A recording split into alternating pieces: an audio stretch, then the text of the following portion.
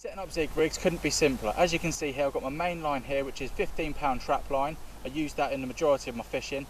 Onto an Avid flat clip, which you just simply thread on the tail rubber, thread on the Avid flat clip,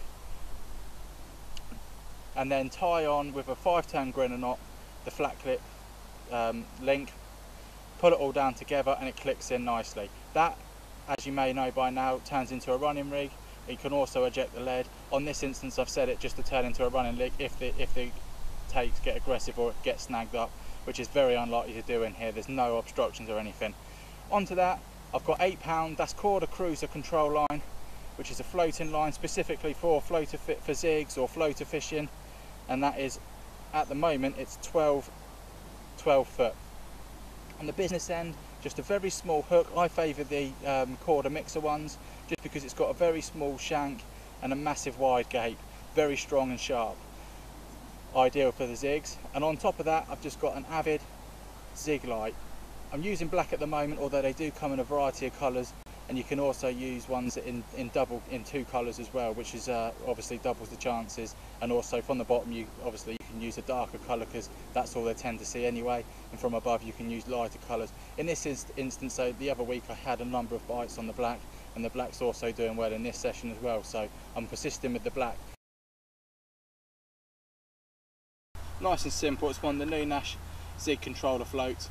It's nice and adjustable. All you need to do is just attach your, in this case, 3.5 ounce Avid lead onto the running ring swivel, which is obviously extended to it for ease of going up and down the line, onto the float itself, which you just thread through. Then all you need to do is attach your 3-foot zig to the ring swivel, just tie that on with a 5-turn grinner knot, and then you're ready to go.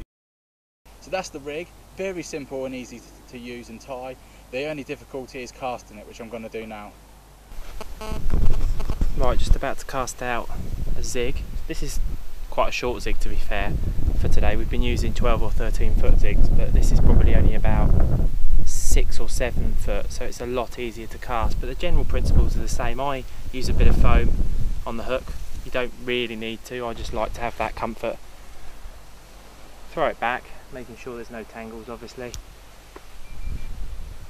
Key here is to make sure your weight is down near the spigot of your rod, otherwise you'll get no proper casting action if it's any higher. Obviously same principles apply with casting. Look to where you're going, making sure nothing's in the way. I usually keep my rod reasonably high and then flick it out. Feel for the drop as you normally would.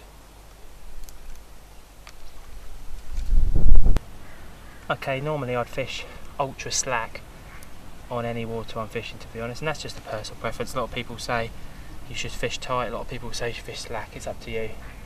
But here today, using zigs, you get so many drop back bites, and if you had them on the floor, slack lining, then you wouldn't see them. So I'm fishing quite tight, bobbing quite high up.